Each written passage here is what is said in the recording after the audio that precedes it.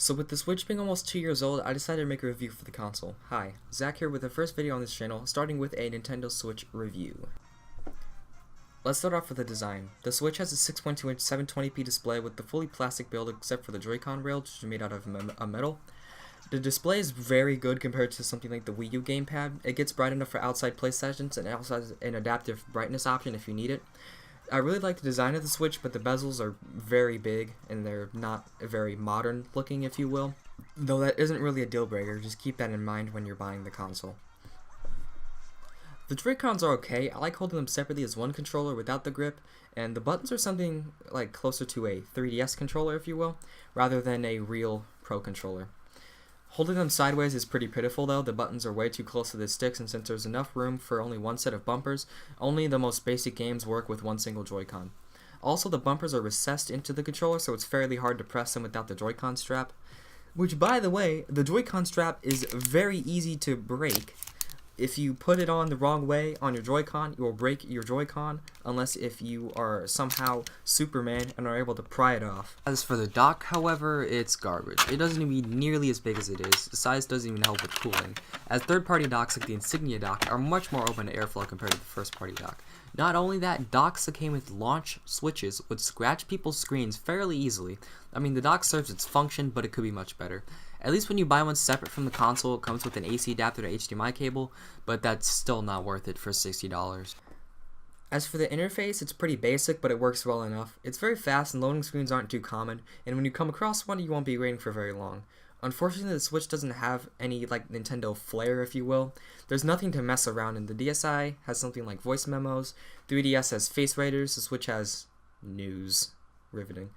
But something the 3DS doesn't have is a way to record footage on the console. Yeah, you can record 15 to 30 second clips on the Switch.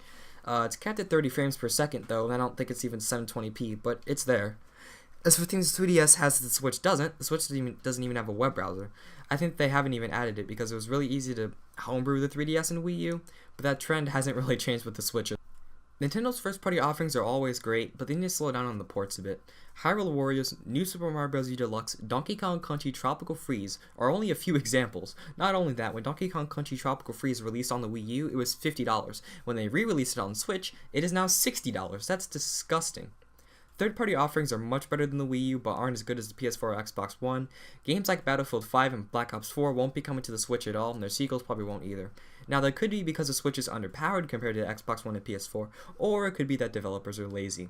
But games like Doom show how powerful the Switch can be if developers take advantage of its power. Flagship titles like Super Mario Odyssey and Legend of Zelda Breath of the Wild truly show how Switch is an upgrade over the Wii U, especially Odyssey because it looks much better than 3D World on the Wii U. Speaking of Odyssey, it's amazing. A new yet familiar story, 11 medium-sized to expansive kingdoms, and the best gimmick to ever grace the franchise, Cappy. 1-2 Switch is a technical showcase for the Switch's Joy-Cons, but did you want to guess the game's price? It's $50, and that is certainly not worth it. All 1-2 Switch is a mini-game compilation using the Joy-Cons to do certain tasks, like guessing the number of cubes in your Joy-Con with 3D Rumble or milking a cow. Someone was really having fun making that minigame. 1-2 Switch is a system's Wii Sports and Nintendo Land without being nearly as good as those games. If it were a pack-in, it would be more highly regarded, but not for $50. Sega has supported the Switch from day one. They were the first ones on stage at the Nintendo Switch press conference, although they had nothing to show at the event. Games like Puyo Puyo Tetris and Sonic Mania show how versatile the Switch can be. Just pull off the Joy-Cons, hand it to a friend, and bam, instant multiplayer session. Bethesda has released a few games on the Switch, which is always nice to see. Skyrim got its 20th release on the Switch, and Doom 2016 is also great to have. Games are stored on cartridges, and this is a good thing for a portable console. Remember the PSP? Anyways. Some developers force users to buy micro SD cards because their games are too big for a cartridge, or because they were too cheap to buy bigger cartridges. Capcom. One blaring oversight is Virtual Console. The only thing remotely close to it is Arcade Archives, but half those games aren't very good anyways. In terms of multimedia apps, the Switch selection is sparse, almost non-existent. The only video apps on the Switch are Hulu and YouTube. That's it. No Netflix, no Amazon Instant Video, no Crunchyroll, no VRV, Verve, whatever it's called. Don't get me wrong, Hulu has a lot of great content, and YouTube's obviously YouTube, so it's great, but Hulu and YouTube aren't enough. Let's talk about some must-have games you have for your Switch. Super Smash Bros. Is a must-own. It's a great single-player and multiplayer game. RPGs like Xenoblade Chronicles 2 and then the Torna version will make sure you won't be bored, as they'll give you hundreds of hours of playtime. Sonic Mania Plus is a great 2D platformer with expansive levels and 2 great new characters. Breath of the Wild and Super Mario Odyssey are must-owns because they came out the same year as the Switch, because Nintendo wanted you to buy your Switch for those games. Especially Breath of the Wild. That game will give you hundreds of hours of playtime. I haven't even gotten maybe like 5% through the game. It's definitely worth your money. Let's wrap up this review with the value of the Switch. For $300, the Switch is good if you already own an 8th generation console or PC. If the Switch is going to be your only console, however, then the Switch isn't a good choice. If you only care about games, get a PS4. If you care about things like 4K Blu-rays and multimedia apps along with games, get an Xbox One S or X.